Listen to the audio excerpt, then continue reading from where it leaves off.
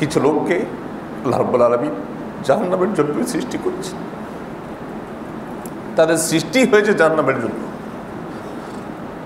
তাদেরকে আল্লাহ রাব্বুল আলামিন সৃষ্টি করেছেন জাহান্নামে দেওয়ার জন্যই।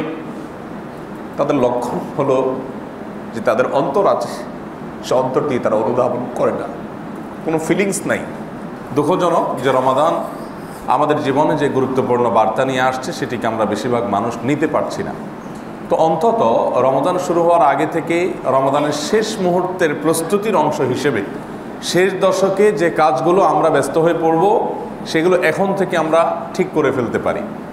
কারোর যদি সফরের পরিকল্পনা থাকে তাহলে সেটা নিয়ে যতটুকু কাজ এখন এগিয়ে রাখা যায়, যতটুকু না হলে নয় ততটুকু আমরা করে ফেলতে পারি। এমনকি আমার শেষ দশকের ইবাদতের জন্য সবচেয়ে সহায়ক হবে যে উদ্যোগ, প্রয়োজনে সফর ক্যান্সেল করা, সফর ঈদের পরে করা, অথবা ঈদের রাতে করা, একদম শেষ মুহূর্তে করা, অথবা আমার যদি ইবাদত গ্রামে আরও ভালো হয় তাহলে সেক্ষেত্রে সফরটা একটু আগায় নিয়ে শেষের দিনগুলো সেখানে কাটানো। এক কথা, এটার জন্য এখন থেকে পরিকল্পনা করা উচিত। রমাদান কিন্তু অর্জনের মাস, আর রমাদানের অর্জন যদি কারোর না হয় তার চাইতে হতভাগা আর কেউ নেই। কারণ ওই ব্যক্তির জন্য নবী করিম সাল্লাল্লাহু আলাইহি সাল্লাম এবং জিবরিলের ভৎসনা, আল্লাহর তরফ থেকে জিবরিলের দেওয়া ভৎসনা, সেটাইতে নবী করিম সাল্লাল্লাহু আলাইহি সাল্লাম আমিন বলে সমর্থন জোগানো, এই ভয়াবহ বার্তা রয়েছে সেই কপাল পড়া এবং সেই হতভাগা মানুষের জন্য যে রমাদান পেল অথচ তার গুনাহগুলোকে মাফ করাইতে পারল না। তো গুনাহগুলোকে মাফ করানোর জন্য আগে থেকে প্রস্তুতিটা গ্রহণ করা দরকার। বেশিরভাগ মানুষ আমরা রমজান মাস আসলে হাউতাস করি, আফসোস করি, বিশেষ করে শেষের দিকে, যে আমরা অনেক কিছু করতে চাইছি, হলো না, দেখা যাক পরের রমজানে অনেক কিছু করে ফেলব। এই রমজানটা আমাদের জীবনের শেষ রমজান, সেটা মনে করে এখন থেকে শেষ মুহূর্তের প্রস্তুতি আসন শুরু করে দিই। শেষ 10টা দিনকে যথাযথভাবে কাটাবার জন্য এখন থেকে প্রস্তুতি নেই। যারা ক্ষুদ্র বৃহৎ বিভিন্ন প্রতিষ্ঠান পরিচালনা করেন, বিভিন্ন প্রতিষ্ঠানের মালিক আছেন, ঈদ উপলক্ষে আপনার শ্রমিকদেরকে, কর্মীদেরকে, অধীনস্থদেরকে আপনি হয়তো বোনাস দিবেন। সেই বোনাসটা বেশিরভাগ কোম্পানি এমন সময় দেয় যে সেগুলোকে ব্যবহার করতে গিয়ে, খরচ করতে গিয়ে কর্মীরাও ব্যস্ত হয়ে পড়তে হয়। বাস্তবতা, টাকা পেতে পেতে 22, 23, 24, 25 রমজান হয়ে গেলে তখন আর শেষের দিকে বেচারা ইবাদত বন্দিগির জন্য নিজেকে আলাদা করার সুযোগ থাকে না। তো সেজন্য আল্লাহকে খুশি করবার জন্য যেটা আমি 25 দিন পরে দেব, বছরে একটা বোনাস বা 2টা বোনাস যেটাই দেই, সেটা যদি আমরা রমজানের শেষ দশককে সঠিকভাবে কাটাবার প্রয়োজনে এখন থেকে দিয়ে দিই। আমি এমন এমন প্রতিষ্ঠানের কথা জানি যাদের 10-12 হাজার শ্রমিক আছে, এবং তারা আজ থেকে আরও 1 মাস আগে আমাকে বলেছেন যে আমরা হুজুর রমজানের প্রস্তুতি শুরু করে দিয়েছি।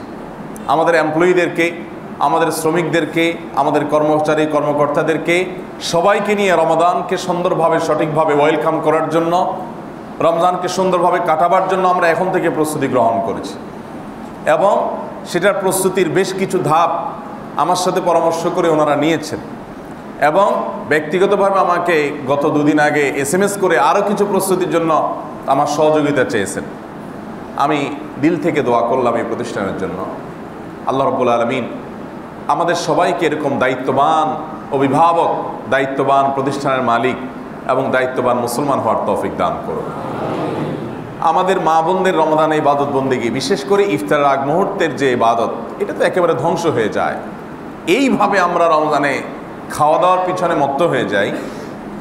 হালাল খাবার আপনি খান, অপচয় না করে, অপব্যয় না করে আপনি একটু বেশি করে খান, এতে গুনাহ হবে না। কিন্তু ইফতারের আয়োজন নিয়ে যদি একজন মহিলা 30 রমজানের প্রতিটা দিন ব্যস্ত থাকেন, আর আমরাও সেটা নিয়ে ইফতারের আগে, ইফতারের পরে পুরো সময়টা যদি আমরা ব্যস্ত এবং মগ্ন হয়ে যাই, তাহলে সেটা আমাদের রমাদানকে, রমাদানের উপকারিতাকে, রমাদানের অর্জনকে নষ্ট করার জন্য সবচেয়ে বড় কারণগুলোর মধ্যে একটা হতে পারে। এজন্য রমজানের শেষ মুহূর্তের প্রস্তুতির অংশ হিসেবে আমরা এখন থেকে পারিবারিকভাবে সিদ্ধান্তগুলো নিয়ে ফেলতে পারি যে এই আসন্ন রমাদানে আমাদের ইফতারের আগ মুহূর্তে মা বোনদের জন্য ইবাদত নষ্ট না হয়, আমাদের জন্য ইবাদত নষ্ট না হয়, আমরা কি করতে পারি। আমি খুব ক্ষুদ্র, মনে হতে পারে খুব তুচ্ছাতি তুচ্ছ বিষয় একটা উপমা দিতে পারি। যেমন আমার বাসায় সাধারণত রমজানের অনেক আগে থেকে আমরা বাঙালি ছোলা বুট এবং পেঁয়াজি ছাড়া আমাদের রোজা হয় না। এটা ছাড়া ইফতার করলে আমাদের ইফতারের সওয়াব একটু কম হয়, এটাই আমাদের ধারণা। যার কারণে আমরা যতই বলি ইফতারিতে একটু ছোলা বুট মুখে না দিলে মনে হয় যে রোজাটা আজকে একটু কম হয়েছে। সেজন্য আগে থেকে আজকাল অনেক কিছুই সম্ভব, আলহামদুলিল্লাহ, অনেক কিছু আমাদের হাতের নাগালে, অনেক কিছু আমরা চাইলে করতে পারি। আগে থেকে ছোলাগুলো বেশি পরিমাণে ছোলা সিদ্ধ করে সেটাকে সঠিকভাবে ফ্রিজ আপ করে রাখা যেতে পারে, অন্তত 2, 5, 10 দিনেরটা তো রাখা যেতে পারে। তারপরে মেয়েরা তাদের যে সমস্ত আইটেমগুলোতে অনেক বেশি সময় ব্যয় হয় সেগুলো অনেকগুলো আগে থেকে তৈরি করে রাখতে পারেন। যেমন পেঁয়াজির যে আইটেমগুলো আছে সেগুলো রেডি করে অনেকটা শুধু ভাজাটা বাকি রেখে ডিপে রেখে দেওয়া যেতে পারে। আজকাল মা বোনরা সবাই এসব পলিসি জানেন কম বেশ। এক কথায় আপনার পরিবারের একটা বৈঠক হওয়া উচিত আগামী 2-4 দিনের মধ্যে, আপনার স্ত্রী আপনার সন্তানরা সহ, যে আমরা এই রমাদানটা আর হেলায় হারাতে চাই না, নষ্ট করতে চাই না। এই রমাদানটা আমাদের জীবনের শ্রেষ্ঠ রমাদান হিসাবে এটাকে কাটাতে চাই। সেজন্য কি কি স্টেপ নেওয়া যেতে পারে, কি কি পদক্ষেপ নেওয়া যেতে পারে, আসো আমরা সবাই পরামর্শ করি। আপনার ছোট বাচ্চা, আপনার ছেলে মেয়ে, আপনার বাসার এমনকি কাজের লোক, এমনকি আপনার স্ত্রী, আপনার অধীনস্থ, আপনার পরিবারের সদস্য, সবাইকে নিয়ে আপনি বসে একটা পরিকল্পনা করুন। আমরা সিরিয়াসলি বসা যে একটা ব্যাপার আছে, social media, mobile phone, smartphone, এইগুলোর ব্যস্ততার এই সময়ে সেটা আমরা কিন্তু ভুলে বসেছি। আমরা শেষ কবে পরিবারের সকল সদস্যকে নিয়ে বসেছি কজন মানুষ বলতে পারবো? খুব একটা আমাদের হয়ে ওঠে না কিন্তু। কারণ যদি কোনো বিষয় আপনার স্ত্রী আপনাকে জিজ্ঞাসা করে তখন আপনি মোবাইলে মোনাজাতে ব্যস্ত, মোবাইলের মোনাজাতে থাকতে থাকতে টিপতে টিপতে বলতেছেন, হ্যাঁ বলো বলো, আমি শুনছি, বলো। এই হলো আমাদের অবস্থা। আমি আপনাদের কাছে আরজ করতে চাই যে এই রমাদানকে অর্থবহ এবং সাকসেস, সফল করার জন্য, সার্থক করার জন্য আসুন আমাদের প্রত্যেকের যার যার যে বলয় আছে, আমাদের প্রত্যেকের যার যার যে পরিবার আছে, সেখানে আমরা একটু ছোট্ট করে বসি। এবং যারা ব্যাচেলর আছেন তারাও যেখানে আছেন সেই জায়গায় বা পরিবারের সাথে ফোনে আপনি একটা মিটিং করেন যে আমাদের এই রমজানটাকে অন্য রমজান থেকে, অন্য বছরের রমজান থেকে ভিন্নতর করার জন্য আমরা কি কি স্টেপ নিতে পারি। স্টেপ নম্বর 1, উপমাস্বরূপ প্রত্যেকের অবস্থা অনুযায়ী ভিন্ন ভিন্ন স্টেপ হতে পারে, আমরা শুধু জেনারেল কিছু আইডিয়া দিয়ে রাখছি। আপনি আপনার স্ত্রীকে বলতে পারেন যে ইফতারের আগে তোমার তো দোয়া করার তৌফিক হয় না, তো কিভাবে এটা করা যায়? আমরা আইটেম কিছুটা শর্ট করে ফেলতে পারি, অথবা ইফতারের মূল যে ইনিংসটা, ফাইনাল ইনিংসটা, ওইটা আমরা নামাজের পরে রাখতে পারি কিনা। যে আমরা নামাজের পরে, ওইটা এমন বেশি গুরুত্বপূর্ণ ফজিলতপূর্ণ সময় না, মাগরিবের পরে আমরা সবাই মিলে সেটাতে ঝাঁপায় পড়লাম। কিন্তু ইফতারের আগে আমরা খুব সংক্ষিপ্ত ইফতারে বছর করার পরিকল্পনা করতে পারি কিনা, যে একটু শরবত, একটু খেজুর, একটু ফল ফ্রুট এবং খুব সিম্পল কিছু, বড়জোর খেজুর, বড়জোর ছোলা মুড়ি, একদম সহজ, যেটা তৈরি করতে অনেক সময় লাগবে না। এবং ইফতারের আগে আমরা বসে একটু দোয়া, একটু জিকির এবং সকাল সন্ধ্যার যে দোয়া ইবাদত আছে সেগুলোতে আমরা মশগুল হতে পারি। এটার জন্য আমরা একটা ডিসিশনে আসতে পারি। আপনি মতামত নেন আপনার পরিবারের সদস্যদের এবং পরিকল্পনা করেন। রমজান মাসটাকে আমরা আড্ডার মাস বানিয়ে নিয়েছি। এমনকি আপনার বাসায় খুব বেশি প্রয়োজনীয় নয় এমন সব মিটিং, এমন সব আড্ডা, এমন সব বৈঠক, এগুলো রমজানে এখন থেকে অ্যাভয়েড করার পরিকল্পনা আপনাকে করতে হবে। যে অপ্রয়োজনীয় আড্ডাগুলো এখন না, ঈদের সময় দেখা যাবে, ঈদের পরে দেখা যাবে। একান্ত প্রয়োজনীয় যে মজলিস আছে সেগুলো করেন। ইফতার পার্টি, সাহারি পার্টি, কিছু দিনই প্রয়োজন হতে পারে, অথবা একান্ত কোনো বৃহত্তর স্বার্থে ইফতারের কোনো প্রোগ্রাম করার প্রয়োজন হতে পারে, হোক, কিন্তু সেটা যেন আমার ইবাদতে বিঘ্ন সৃষ্টি না করে। কিন্তু কোনো অবস্থাতেই সাহারি পার্টি নামে যে কালচার আমাদের দেশে শুরু হচ্ছে, এটা কোনো অবস্থাতে গ্রহণযোগ্য হতে পারে না। আমার কাছে খুব অবাক লাগে যে একটা জাতির তরুণরা কি পরিমাণ উচ্ছন্নে গেলে, কি পরিমাণ তারা উদাস হলে সাহারির সময়ের মতো এরকম গুরুত্বপূর্ণ সময়ে সাহারি পার্টি, আরেকটা কি জানি সাহারি নাইট, আরও কি নাম আছে, এই টাইপের আয়োজনগুলো করে। যে সময়টাতে আমাদের থাকার কথা আলো আধারিতে। আমি প্রায় সময় বলি, দেখুন, ভোর রাতে আল্লাহ রাব্বুল আলামিন দুনিয়ার আসমানে নেমে এসে ডেকে ডেকে বান্দাদেরকে ক্ষমা করেন। 5 ওয়াক্ত নামাজের জন্য মুয়াজ্জিন সাহেবরা আল্লাহর তরফ থেকে আহ্বান করেন আর তাহাজ্জুদের জন্য স্বয়ং আল্লাহ তাআলা আহ্বান করেন, কোনো মুয়াজ্জিন দিয়ে না। আল্লাহ তাআলা দুনিয়ার আসমানে, দুনিয়ার আকাশে, প্রত্যেক অঞ্চলে মানুষের জন্য যখন রাত থাকে তাদের জন্য আল্লাহ সুবহানাহু ওয়া তাআলার সে অবতরণ হয়। আল্লাহ আমাদের মতো না যে এক জায়গায় অবতরণ করলে আর জায়গায় অবতরণ একই সঙ্গে তিনি না করে অন্য কিছু করতে পারেন না। আল্লাহ তাআলা তিনি অসীম, আমাদের সাথে তার কোনো কিছুরই তুলনা নাই। তিনি আমাদের মতো না যে আমরা এক জায়গায় উপস্থিত হলে আর জায়গায় উপস্থিত হতে পারি না। একই সময় কোনো এলাকার মানুষের জন্য তার অবতরণ হয়, আবার একই সময় অন্য এলাকার মানুষের জন্য অন্য কিছু হয়। তার তুলনা তিনি লাইসা কামিসলিহি সেই, কোনো কিছুর সাথে তার কোনো সাদৃশ্য বা তুলনা চলে না। আমরা নিজেরা অনেক কিছু পারি না, আমাদের সে সীমাবদ্ধতাকে তার সঙ্গে তুলনা করা এটা আমাদের অজ্ঞানতা এবং তার সম্পর্কে আমাদের ধারণার ঘাটতির প্রমাণ। যাই হোক, তো ভোর রাতের যে সময়টাতে আল্লাহ তাআলা ডেকে ডেকে বান্দাকে ক্ষমা করেন, যে সময়টাতে বাসাবাড়ির লাইটগুলো অফ করে দিয়ে আলো আধারিতে জায়নামাজ নিয়ে ক্যাবলামুখী হয়ে সেজদায় লুটিয়ে পড়ে 2 রাকাত 4 রাকাত তাহাজ্জুদের নামাজ পড়ে চোখের পানি ফেলে একটু দোয়া করার কথা, সারা বছর পারি না। আমরা হতভাগা, দুনিয়া আমাদেরকে এত ব্যস্ত করে ফেলেছে, এমন এক পৃথিবীতে আমরা এসে পড়েছি, পৃথিবীর এমন একটা সময় আমাদের জন্ম হয়েছে, আমরা বেড়ে উঠেছি, বসবাস করছি যে সময়টাতে ভোগবাদের জয় জয়কার চলছে, যে সময়টাতে বিলাসিতার জয় জয়কার চলছে। ভোগ ছাড়া মানুষ কিছু জানে না। গোটা পৃথিবীটা এমন একটা কালচার গোটা পৃথিবীতে আজ প্রতিষ্ঠিত হয়ে গেছে যে আমরা সবাই ভোগবাদী, আপনি আমি, আমরা সবাই ভোগবাদী। ভোগবাদ আমাদেরকে আচ্ছন্ন করে ফেলেছে, আমাদের অনাদি অনন্তকালের যাত্রা থেকে আমাদেরকে ভুলিয়ে রেখেছে, এটা বাস্তবতা। সেজন্য আমরা তাহাজ্জুদের মতো গুরুত্বপূর্ণ ইবাদত সারা বছর করতে পারি না বেশিরভাগ মানুষ। আল্লাহর কাছে একান্তে দোয়া করার গুরুত্বপূর্ণ সময়টা আমাদের ঘুমে কেটে যায়।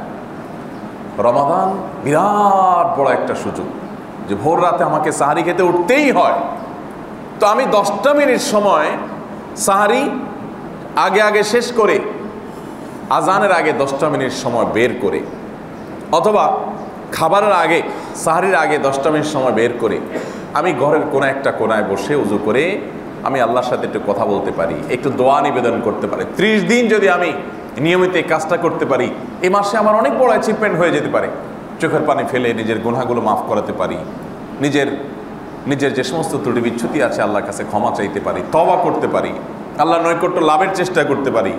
নিজের আত্মীয় স্বজন দুনিয়া থেকে চলে গেছেন, বাবা মা চলে গেছেন, তাদের জন্য চোখের পানি ফেলে দোয়া করতে পারি, নিজের জন্য সন্তানের জন্য কল্যাণ কামনা করতে পারি। এক কথায় যে সময়টাতে আমাদের আলো আধারিতে থেকে আল্লাহর কাছে একাকী নিঃসঙ্গ থেকে নির্জনে থেকে প্রত্যেকে যার যার মতো দোয়া করার কথা, সেই সময়টাতে যখন দেখি আমাদের তরুণ প্রজন্মের একটা অংশ তারা সাহারি পার্টি, সাহারি নাইট এই জাতীয় অনুষ্ঠানে আলো ঝলকানিতে, তারা আলো ঝলমলে পরিবেশের মধ্যে হোটেলে রেস্তোরাঁতে তারা যখন আড্ডা মারে, তখন অবাক লাগে যে যখন একাকী চলে যাওয়ার কথা, নির্জন হয়ে যাওয়ার কথা, অন্ধকারে চলে যাওয়ার কথা, আলো আধারিতে চলে যাওয়ার কথা, দোয়া কান্নাকাটি করার কথা, তখন বরং আরো আলো ঝলমলে পরিবেশে, তখন আরো নির্জনতা ভঙ্গ করে একাকী না থাকার জায়গা বরং আরো দলবদ্ধভাবে সবাই মিলে আল্লাহর কাছে কান্নাকাটি করার পরিবর্তে তখন ফুর্তি আর তামাশা করছে।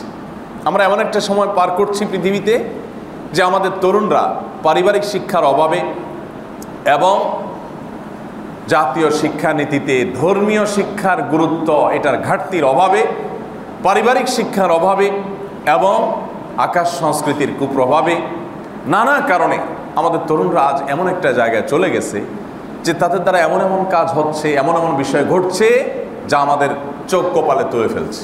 কিশোর গ্যাং আমরা দেখতে পাচ্ছি, আমরা প্রায় এই পয়েন্টটা বিশেষভাবে আপনাদের নজরে আনি। কিশোর গ্যাংয়ের যে কালচার, আজ থেকে 20 বছর, 25 বছর, 30 বছর, 40 বছর আগে এই দেশে কিশোর গ্যাং নামক এরকম কোনো আপদ আমাদের সমাজে আসতে পারে এটা আমরা কখনো কল্পনাও করছি? যে বয়সের বাচ্চারা এখন সন্ত্রাসী হচ্ছে, যে বয়সের বাচ্চারা এখন বাবার বয়সে মানুষকে খুন করে ফেলছে, নিজের সমবয়সী বন্ধুকে খুন করে ফেলছে, অহরহ নিত্য নৈমিত্তিক ব্যাপার, এখনো পর্যন্ত আমাদের চোখ খুলছে না যে আমাদের সন্তানদেরকে ধ্বংসের হাত থেকে বাঁচাবার একমাত্র পথ, দ্বিতীয় কোনো পথ খোলা নাই।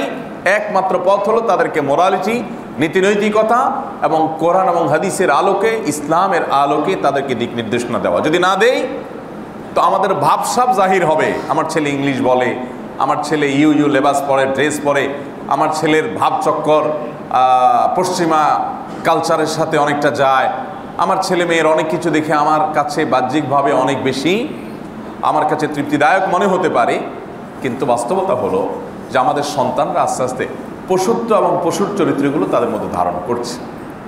এবং এই কারণে আপনারা দেখবেন, আমি এর আগেও বলেছি যে সোশ্যাল মিডিয়াতে আমরা অনেক তরুণদেরকে দেখি যে দাদা মারা গেছেন, নানা মারা গেছেন, তো নাতিরা 2-3 জন মিলে দাদা বা নানার লাশের সাথে সেলফি তুলছে এবং হাস্যোজ্জ্বল সেলফি। এরকম ছবি আপনাদের অনেকের চোখে পড়েছে।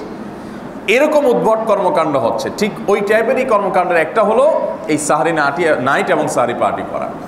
আমার তো সন্দেহ হয় যে আগামী 2-5-10 বছর পর বা কোনো এক সময় আমাদের দেশে হয়তোবা এই যে ইফতার পার্টির মতো সাহারি পার্টি রাজনৈতিক দলগুলো বলেন, সামাজিক সংগঠনগুলো বলেন, ব্যবসায়িক প্রতিষ্ঠানগুলো বলেন, অনেকে হয়তো আয়োজন করা শুরু করবে। কারণ যে পরিমাণ আয়োজন, যে পরিমাণ ধান্দা, তাতে 30 দিনে তো কাভার হয় না। তো কিছু হবে ইফতার পার্টি আর কিছু হবে সাহারি পার্টি।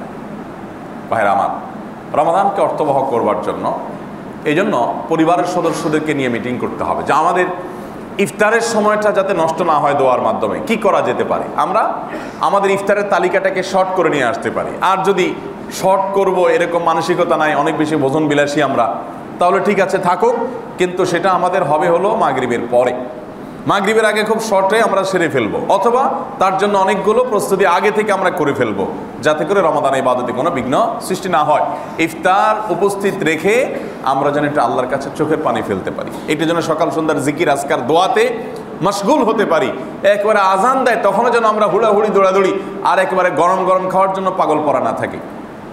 গরম গরম খেতে চান, খান, সেই জন্য হটপট কিনে ফেলেন, হটপটে ভরে ফেলেন।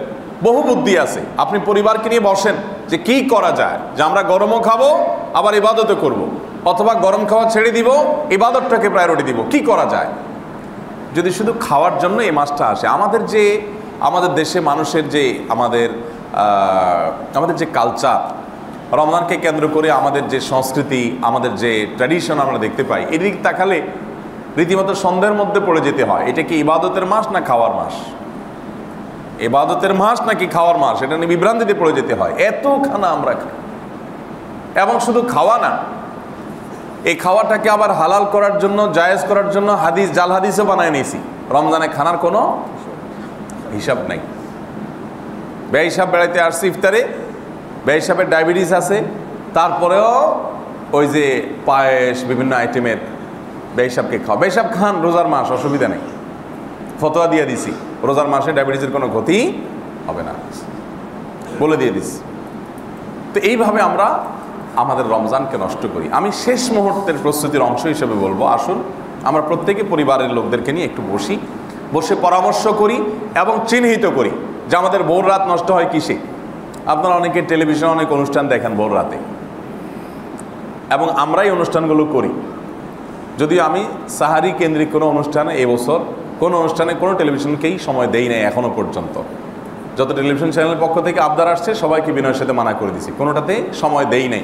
কিন্তু সময় ওলামা একরাম দিলেও সেটা দোষণীয় হবে না, কারণ আমি প্রায় বলার চেষ্টা করি টেলিভিশনে আমাদের প্রোগ্রাম দেখার জন্য কাউকে আমরা টেলিভিশন কিনতে বলি না, বরং যারা আগে থেকে অনেক হারাম জিনিস, আজেবাজ জিনিস দেখবেন, ওই টাইমটাতে জানে অন্তত ওইটা থেকে বিরত থেকে ভালো কিছু দেখেন, সেজন্যই আয়োজন, আর কিচ্ছু না। অতএব ওই টাইমটা টেলিভিশনে ইসলামিক প্রোগ্রাম দেখারও সময় না, ওই টাইমটাতে ইউটিউবে হুজুরের ওয়াজ শোনার সময় না।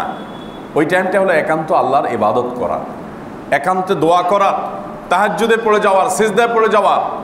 এই জন্য আমাদের সাহরির সময়টা কিভাবে আমরা বেটার ইউটিলাইজ করতে পারি, আমরা কিভাবে সবাইকে দোয়ায় মাশগুল করতে পারি, এটার জন্য অনেক বড় একটা বিষয় হলো রাতে, সন্ধ্যা রাতে তাড়াতাড়ি শুয়ে যাওয়া, তারাবির পর দেরি না করে দ্রুততার সাথে শুয়ে যাওয়া।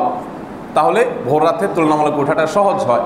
অনেক সময় অলসতা লাগে উঠতে উঠতে। আপনি এখানে যত তাড়াতাড়ি শোবেন, সন্ধ্যার দিকে যত তাড়াতাড়ি শোবেন, ভোরের দিকে উঠাটা তত ইজি হবে, খুব সহজ হিসাব। তাহলে সেগুলোর জন্য পরিকল্পনা করে ফেলা যে আমাদের বাসায় 10টার পরে, 10:30টার পরে কোনো লাইট জ্বলবে না, আমরা সবাই শুয়ে পড়বো। এবং বেশিরভাগ মানুষই আমরা সোশ্যাল মিডিয়াতে আসক্ত। আমি এমন বহু মুত্তাকি এবং পরহেজগার মানুষকে চিনি, ব্যক্তিগতভাবে দেখেছি যে তারা সোশ্যাল মিডিয়ার অ্যাপ মোবাইল থেকে একটা মাসের জন্য আনইনস্টল করে ফেলছেন। অনেক বড় একটা কাজ এবং অনেক সহায়ক একটা কাজ, বিশেষ করে যারা এগুলোকে নিয়ন্ত্রণ করতে পারেন না, যারা ডাইরেক্ট হয়ে গেছেন, প্রয়োজনে অপ্রয়োজনে সারাক্ষণ শুধু হাতাইতে থাকেন, এমন একটা রোগ হয়ে গেছে।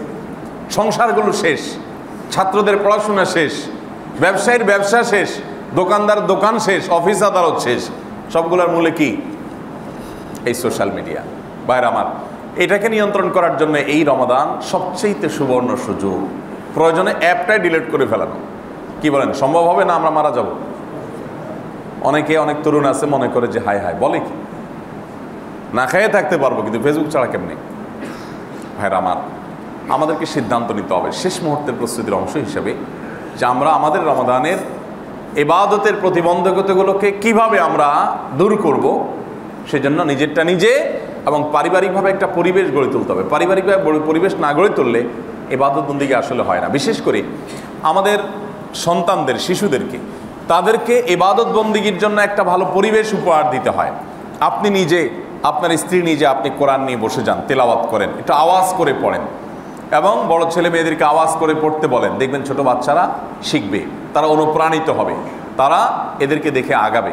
এই একটা মাসের জন্য অন্তত মোবাইল ফোনের আসক্তি, মোবাইল ফোনের নেশা, এটাকে নিয়ন্ত্রণ করার চেষ্টা করবো তো ইনশাআল্লাহ। মোহতারাম হাজরিন, আমি প্রায় বলি এবং আমরা সবাই জানি যে আমাদের জীবনের শেষ রমজান হতে পারে এটা। অতএব এই রমাদানে আমাদের সর্বোচ্চ সিরিয়াসনেস, সর্বোচ্চ আন্তরিকতা, সর্বোচ্চ প্রচেষ্টা, সর্বোচ্চ আমার শ্রম, মেধা, সর্বোচ্চ সময় আমি ইবাদতের জন্য ব্যয় করবো ইনশাআল্লাহ। আমাদের দরকার পরিকল্পনা, দরকার শেষ মুহূর্তের প্রস্তুতি এবং এখন থেকে শুরু করা। আমি একটা কথা প্রায় বলি, দাঁড়ানো থেকে কেউ যদি হঠাৎ দৌড় দিতে চায়, একদম দাঁড়ানো থেকেই অনেক গতিতে দৌড় দিবে, এটা সম্ভব না। দাঁড়ানো থেকে তাকে আগে পা ফেলতে হয় 2-4টা, এরপরে সেই গতি বাড়ায় অনেক বেশি জোরে দৌড়াতে পারে। তা আপনি রমজান আসলে চাঁদ উঠার সংবাদ শুনবেন, সাথে সাথে কোরআন নিয়ে বসে যাবেন আর জিকির আজকার শুরু করবেন, সেজন্য এখন থেকে বসে আছেন, এটা কোনোদিনই সম্ভব না। যারা এই আশায় বসে থাকে তাদের দ্বারা ইবাদত হয় না। আর যারা ইবাদত করতে চায় তারা এখন থেকে হাঁটা শুরু করে, রমজানে চাঁদ উঠলে দৌড়ানো শুরু করে।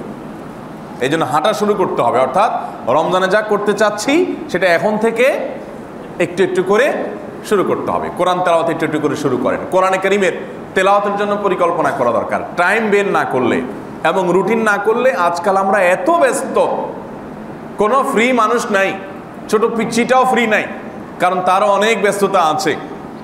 তার স্কুলের টাইম আছে, কোচিংয়ের টাইম আছে, বন্ধু বান্ধবদের দেওয়ার মতো টাইম আছে, তার মোবাইল টিপার টাইম আছে, তার দুনিয়ার ব্যস্ততা।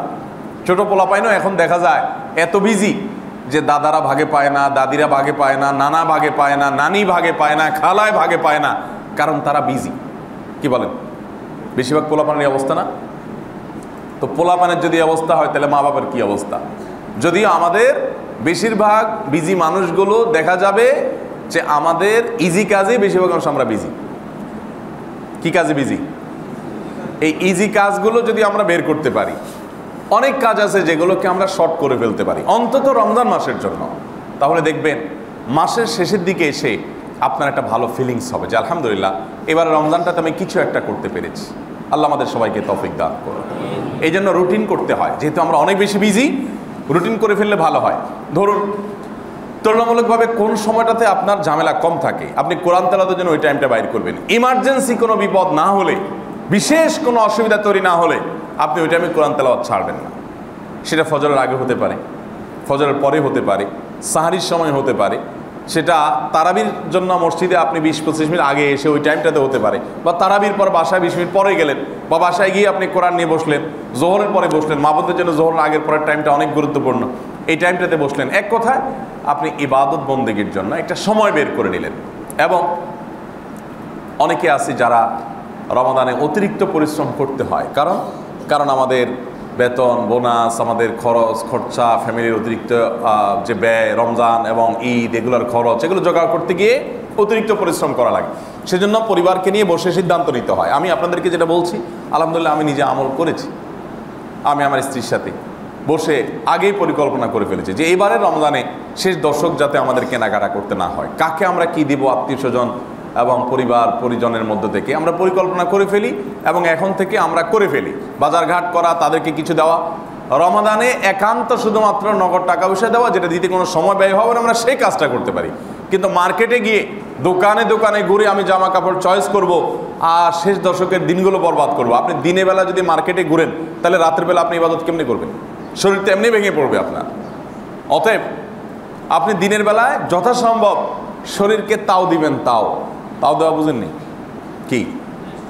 শরীরকে রেস্ট দিবেন। উদ্দেশ্য কি? যাতে করে রাতভর আমি ইবাদত বন্দেগী করতে পারি। আল্লাহ আমাদেরকে তৌফিক দান। তাহলে রমজানের শেষ মুহূর্তের প্রস্তুতির অংশ হিসাবে আমাদেরকে বসে সিদ্ধান্ত নিতে হবে। ভাইরা আমার, অনেক সৌভাগ্যবান মানুষ আছেন যাদেরকে দেখে অনেক ঈর্ষা হয়। তারা রমজানে অনেক ইবাদত বন্দেগী করেন। এমনকি আমাদের দোকানদার ভাইয়েরা, বিশেষ করে মুদি দোকানদার ভাইয়েরা, রমজান মাসে অনেক বেশি কামানোর সুযোগ আছে। কত কামাবেন? একটা ছোট আকারের মুদি দোকান থেকে 50,000, 1 লাখ, 2 লাখ টাকা অতিরিক্ত কামাবেন, এই তো, এর বেশি তো না। আল্লাহ রাব্বুল আলামিন যদি বরকত দেন আর লোভ আপনি সংবরণ করেন, বরং রমজান মাসে আরো ছাড় দেওয়ার মানসিকতা রাখেন, কোনো দোকানদার না দেয় আপনি দেন, তো আল্লাহ রাব্বুল আলামিন 2 লাখ না 2 কোটি টাকার বরকত আপনার জীবনে দিতে পারেন কি পারেন না? অতএব নিয়ত করতে হবে, হিম্মত করতে হবে এবং অধীনস্থদেরকে, আপনার বাসার কাজের লোকদেরকে বা আপনার পরিসরে যারা অধীনস্থ আছে এখন থেকে টাকা পয়সা দিয়ে দেন। না থাকলে হাওলাত করে দেন, যেটা ঈদের আগে দিবেন সেটা এখন দিয়ে দেন, যাতে করে তাদেরকে বলেন যে শেষ দশকে ইবাদতের সময়, অতএব ঝামেলা এখন সেরে ফেলো। আগে দেওয়ার উদ্দেশ্য যাতে আগে সেরে ফেলতে পারো, শেষ দিকে এসে ইবাদত বন্দেগীর জন্য মাশগুল হতে পারো। আল্লাহ আমাদের সবাইকে তৌফিক দান করুন। মোহতারাম হাজরিন, লাইলাতুল কদর তালাশের জন্য এখন থেকে প্রস্তুতি নিতে হবে। আমরা শেষের দিকে আবার স্মরণ করাবো ইনশাআল্লাহ আপনাদেরকে, কিন্তু প্রস্তুতির জন্য আগে থেকে পরিকল্পনা না করলে শেষ মুহূর্তে হয়ে ওঠে না। সেজন্য বলা এতেকাফ আমরা সবসময় রমজানের মধ্য দশকে এসে আপনাদেরকে, শেষের দিকে এসে আপনাদেরকে বলি, ততক্ষণে আসলে পরিকল্পনা করা হয়ে ওঠে না। এই জন্য আমি বলছি এই রমাদানটা ইতিকাফ করার জন্য পরিকল্পনা করি। চেষ্টা করা যাবে না ইনশাআল্লাহ? ব্যস্ত আপনি অনেক। আমার সাথে উমরার সফরে যাবেন এক ফ্যামিলি, আমার স্ত্রীর খুব ঘনিষ্ঠজন এবং খুব কাছের মানুষ। তো অনেক উচ্ছ্বাস, অনেক আবেগ, জীবনে কখনো যান নাই, 2টা বাচ্চা এবং স্বামীকে নিয়ে এক ভদ্রমহিলা উমরা যাবেন। সারা জীবন তিল তিল তিল তিল করে অনেক কষ্ট করে কিছু টাকা জোগাড় করেছেন, উমরার খরচের টাকা হয়েছে। সেই টাকা নিয়ে আমার বাসায় আমার স্ত্রীর মাধ্যমে এজেন্সির কাছে পাঠাবেন। ভদ্রমহিলা আসছেন টাকা জমা দিতে, আর এসে এমন একটা দুর্ঘটনার শিকার হয়েছেন যে 2 পায়ে 8-10টা ভাঙা হয়েছে এবং 3 মাস বেড রেস্ট করতে হবে। বাস, তাহলে যে আশা করেছে বেচারি, সে আশাটা আর করা হলো না। আমাদের অনেকের জীবনে হয়তো এইরকম বিপদ আসে না, কিন্তু অন্যরকম ব্যস্ততা এসে পড়ে। ইতিকাফ করার জন্য আপনি সময় পাচ্ছেন না যে আমি 10 দিন মসজিদে বসে থাকবো, আমার মতো ব্যস্ত মানুষ, এটা সম্ভব? আমাদের ভাবখানা এমন না যে আমার এত ব্যবসা বাণিজ্য, বিল্ডিং বাড়ি, এত কর্মচারী, কাজ কাম, আত্মীয় স্বজন, হুজুর বলে কি রমজানের শেষ 10 দিন আমি মসজিদে বসে থাকলে এগুলো কিভাবে চলবে? এই ভদ্র মহিলা যেরকম 3 মাস এখন ঘরে বসে থাকবেন, অনেক কিছু, তিনি তো ভালো কিছু করতে চাইছেন, আল্লাহ তাকে আজর দিবেন ইনশাআল্লাহ। কিন্তু আমরা অনেকে আছি ভালো কিছু করতে চাই না এই অজুহাতে যে আমরা অনেক বিজি। আপনি যে বিজি, আপনার এই বিজিগিরি দূর হতে সেকেন্ডের ব্যাপারও না। আপনি 10 দিন কেন, 10 মাস ঘরে বসার মতো, বেডে শুয়ে থাকার মতো অসুবিধা আপনার জীবনে আসতে কতক্ষণ সময়? দেখতে দেখতে একটা রমজান চলে যাওয়া মানে কি? জীবনে মানুষ কয়টা রমজান পায়? প্রাপ্তবয়স্ক হয় 14-15 বছর বয়সে, এরপরে শেষের দিকে সময়টা আবার চলে যায়, একেবারে বৃদ্ধ বয়সটা চলে যায়, অনেকটা বাতিল লাইফ, চাইলে অনেক কিছু করতে পারে না, অসুস্থ, অসুখ বিসুখ শেষ। মাঝখানে কত বছর থাকে? এই কয়েকটা রমজানের একটা রমজান চলে যাচ্ছে, জীবনের কয়েকটা বড় সুযোগের একটা সুযোগ আসছে। বিধায় ইতিকাফের নিয়ত করি।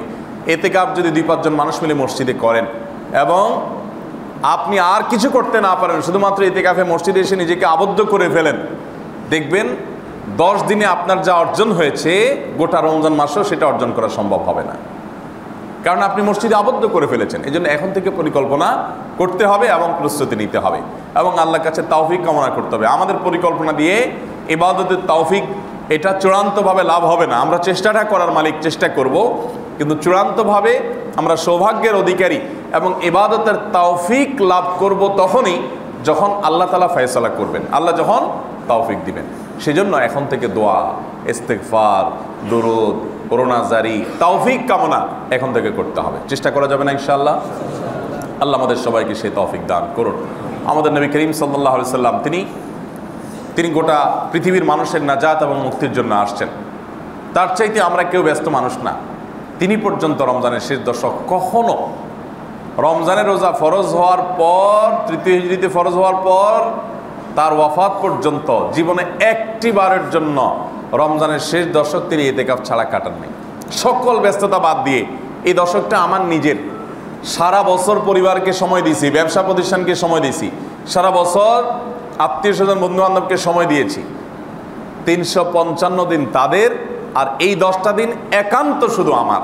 আমি মসজিদে বসে যাব, জিকির, তেলাওয়াত, রোনাজারি, ইবাদত, বন্দিগি এর মধ্যে আমি কাটাবো। এবার আমরা ইতিকাফ সম্পর্কে অনেক আতঙ্কের মধ্যে থাকি। আমরা মনে করি ইতিকাফ মানে হলো কোনো কথাও নাকি বলা যাবে না, এরকম অনেক কুসংস্কারের জন্য বিশ্বাস আছে অনেকের, যে কথাও বলা যায় না, একেবারে বোবা হয়ে থাকতে হয়। এগুলো ভুল কথা।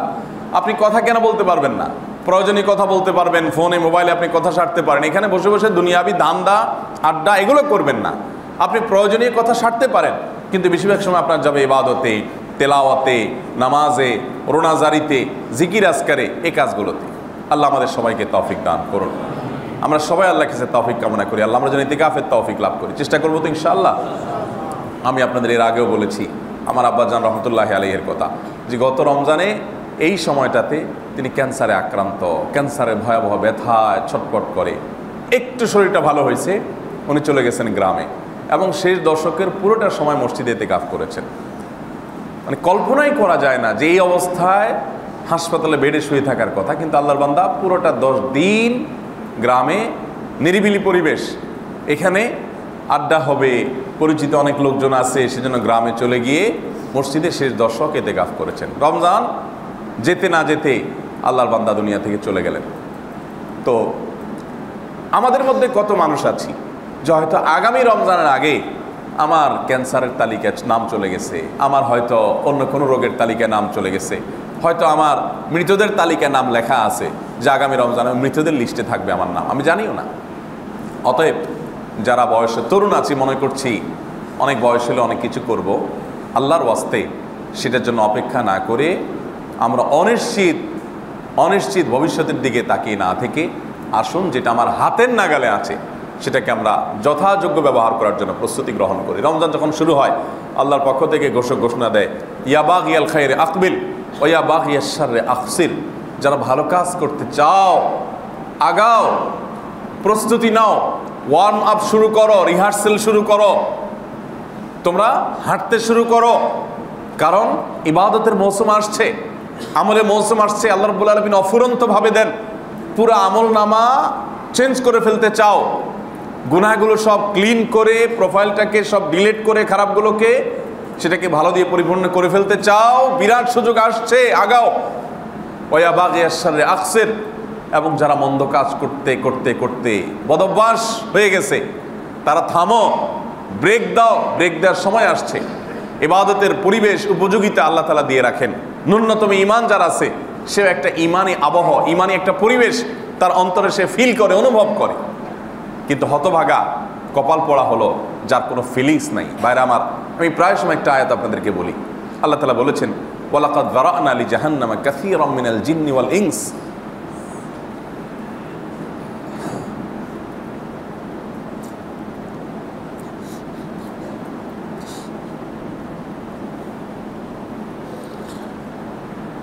লাহুম কুলুবুন লা ইয়াফকাহুনা বিহা ওয়া লাহুম আ'য়ুনুন লা ইবসিরুনা বিহা ওয়া লাহুম আযানুন লা ইয়াসমাউনা বিহা উলাইকা কাল আনআম। কিছু লোককে আল্লাহ রাব্বুল আলামিন জাহান্নামের জন্য সৃষ্টি করেছেন। তাদের সৃষ্টি হয়েছে জাহান্নামের জন্য। তাদেরকে আল্লাহ রাব্বুল আলামিন সৃষ্টি করেছেন জাহান্নামে দেওয়ার জন্যই। তাদের লক্ষণ হলো যে তাদের অন্তর আছে, সে অন্তর দিয়ে তারা অনুধাবন করে না, কোনো ফিলিংস নাই। জাহান্নামের বিবরণ শুনে কিন্তু কোনো ভাবলেশ হয় না। জান্নাতের বিবরণ শুনে কিন্তু কোনো আগ্রহ জন্মায় না। রমাদান আসে, আবার রমাদান চলে যায়, অন্য 10টা মাসের মতো খেয়ে পড়ে ঘুমিয়ে উঠে বসে অন্য 10 মাসের মতো সাধারণ সময়ের মতো কাটিয়ে দেয়, বিশেষ কোনো ভাব লেশ হয় না, কোনো পরিবর্তন হয় না, কোনো বিশেষ তার ভিতরে ফিলিংস আসে না, তার ভিতরে কোনো ভাব লেশ আসে না, এটা লক্ষণ খারাপ, এটা জাহান্নামী হওয়ার লক্ষণ, এটা আলামত খারাপ যে অন্তর আছে কিন্তু অন্তর দিয়ে অনুধাবন করার মতো, উপলব্ধি করার মতো শক্তি হারিয়ে গেছে, অন্তর কাজ করে না, নিষ্ক্রিয় হয়ে গেছে। চোখ দিয়ে দেখছে রমজান আসছে কিন্তু কোনো ফিলিংস নাই, চোখ দিয়ে আল্লাহর কালাম পড়ছে, কোনো বিশেষ অনুভূতি নাই, কোনো উপলব্ধি নাই, কোনো ভাবলেশ নাই, কান দিয়ে শুনছে কিন্তু কোনো পরিবর্তন নাই। এটা লক্ষণ খুবই খারাপ ভাই। আমি ইবাদত করতে না পারি, এটা যতটা আমাদের জন্য ভয়ের বার্তা, তার চেয়ে বড় ভয়ের বার্তা হলো যে আমাদের মধ্যে কোনো ভাবলেশ যদি না হয়, যদি পরিবর্তন না হয়, নড়ে চড়ে বসার মতো সিদ্ধান্ত না হয়, অন্তর জগতে যদি আবেগ, উচ্ছ্বাস, উপলব্ধি, এটার জোয়ার, এটার ঢেউ যদি না আসে, লক্ষণ খারাপ ভাই। এটা জাহান্নামী হওয়ার লক্ষণ। জাহান্নামী মানুষদের মার্কা হলো যে তাদের অন্তর আছে, সেটা দিয়ে উপলব্ধি করে না, তাদের চোখ আছে দেখে কিন্তু শিক্ষা গ্রহণ করে না, কান দিয়ে শুনে কিন্তু তাতে কোনো পরিবর্তন হয় না, এটা লক্ষণ খারাপ ভাই। এই জন্য আসল এই রমাদানটা আমরা কাষ্ঠ না হয়ে, লোহার মতো না হয়ে, একটু মাটির মতো হই, চেষ্টা করা যাবে না ইনশাআল্লাহ? আল্লাহ আমাদের সবাইকে তৌফিক দান করুন। আমরা মাটির মতো হওয়ার চেষ্টা করি, কাষ্ঠ নয়। হ্যাঁ, আমরা কাঠের মতো হয়ে বহুদিন কাটিয়েছি, আসুন কিছুদিন মাটি হয়ে থাকি। সাহারির সময় উঠে আপনি 10টা মিনিট অন্তত চোখ বন্ধ করে, রুমের দরজা আটকে, রুমে জায়গা নাই, অনেক বেশি ঘন মানুষ, সেখানে দোয়ার পরিবেশ নাই, তো বাসার সিঁড়িতে চলে আসেন নির্জনে, ছাদে চলে যান, সেখানেও নাই, তো মসজিদে আগে চলে আসেন এক কোনায়, আর রাস্তায় চলে যান, যে জায়গায় একটু নিরিবিলি আছে, একটু দাঁড়ায় দাঁড়ায় দোয়া করেন, চোখের পানি ফেলেন। বহু কপাল পোড়া আছি আমরা যে গোটা রমজান চলে যায়, দুফোঁটা চোখের পানি ফেলার তৌফিক হয় না, 2-4টা সেজদা একটু লম্বা করে, একটু দীর্ঘ করে দেওয়ার মতো সুযোগ হয় না। আমাদের ব্যস্ততা আমাদের জাহান্নামে যাওয়ার কারণ হতে পারে। আমাদের এই ব্যস্ততা, এটা দুর্ভাগ্যবান, হতভাগা, কপাল পোড়া হওয়ার আলামত হতে পারে।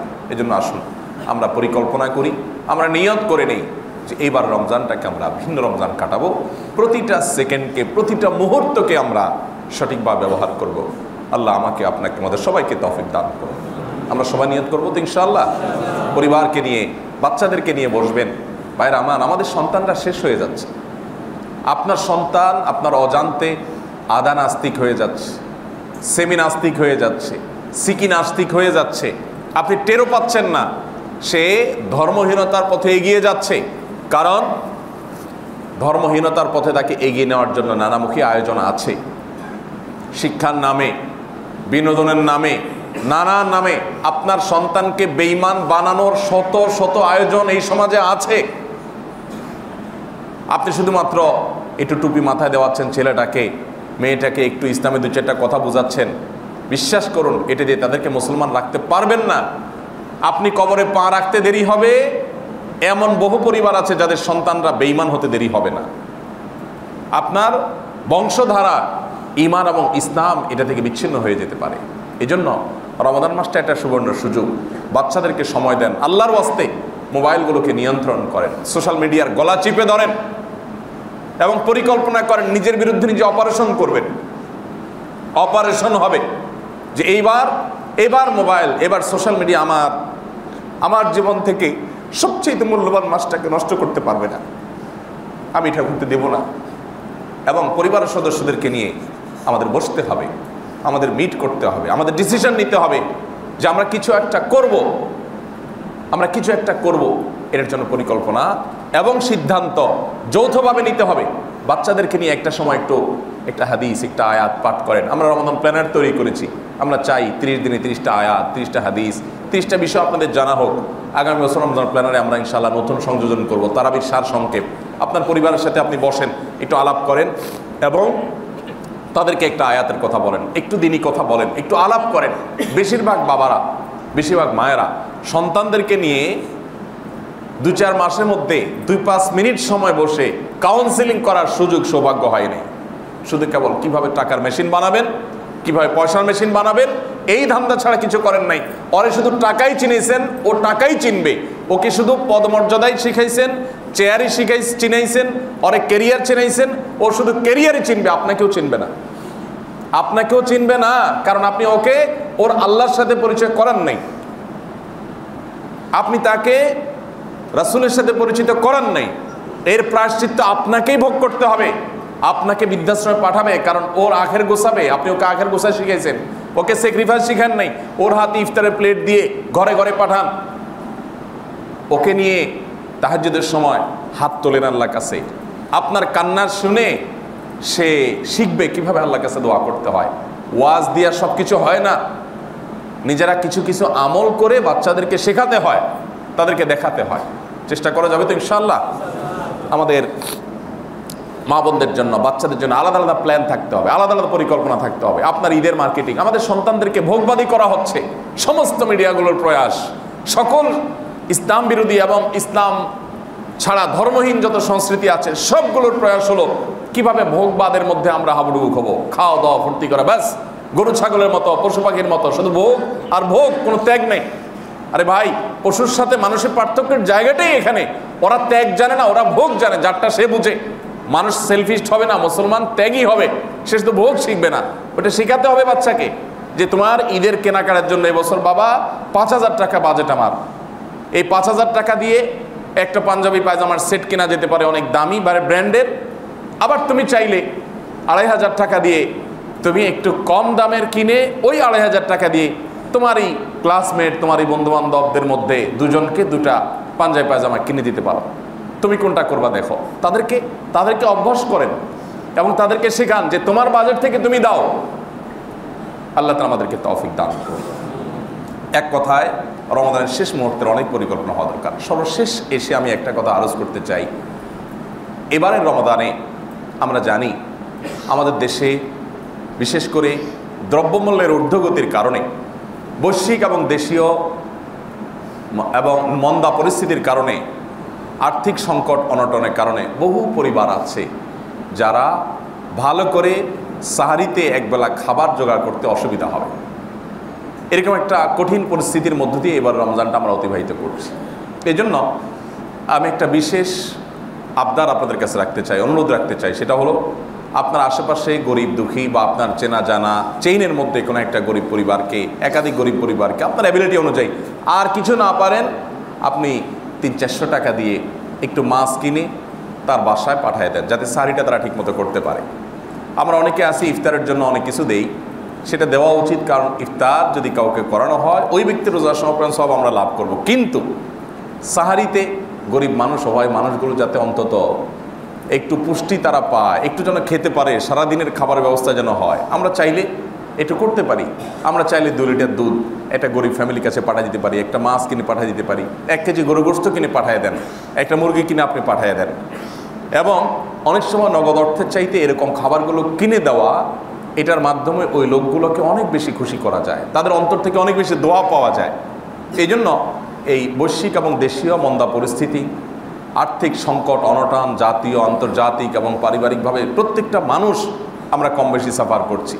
বিশেষ করে অনেক নিম্ন মধ্যবিত্তের মানুষ আছেন যারা কারোর কাছে হাতও পাততে পারেন না, চাইতেও পারেন না, কিন্তু অনেক কষ্টে আছেন। আমি এরকম শত শত পরিবারের কথা জানি। আসুন্নাহ ফাউন্ডেশন কার্যক্রমের সুবাদে এমন কোনো দিন হয় না যে আমি অফিসে যাই আর আমার অফিসে কোনো আবেদন নাই। একটু আগে অফিস থেকে আসলাম, তাও দেখলাম একটা আবেদন, এটা চিঠি আমার অফিসে। প্রতিদিন চিঠি আসছে সহযোগিতার জন্য এবং মেইল আসছে। আমরা ব্যক্তিগতভাবে এই ধরনের সহযোগিতা করতে পারি না ফাউন্ডেশন থেকে, কিন্তু আমরা প্রত্যেকে, আপনি আমি, যার যার জায়গা থেকে আমাদের আশপাশের মানুষগুলোর দিকে আমরা তাকাতে পারি। এই জন্য আমি এই বছর রমাদানে অন্তত সাহারিটা যেন মানুষ ভালোভাবে করতে পারে, বাচ্চাদেরকে নিয়ে রোজাটা যেন রাখতে পারে। অনেক নিম্ন মধ্যবিত্তের মানুষ আছেন যে তারা ঋণে জর্জরিত হয়ে গেছেন, অনটনে আছেন, কষ্টে আছেন, রমজান কাটানোর মতো সুযোগ নেই। তাদের জন্য আমাদের চেষ্টা থাকা উচিত যে আমরা কিছু একটা করব। অন্তত আর কিছু না পারেন আপনি ছোট্ট একটা মাছ উপহার দেন, তাকে একটা মাছ কিনে দেন, যে মাছটা তুমি বাচ্চাদেরকে নিয়ে খেও, একটা মুরগি কিনে দেন, কিছু একটা করেন। আল্লাহ আমাদের সবাইকে তৌফিক দান করুন।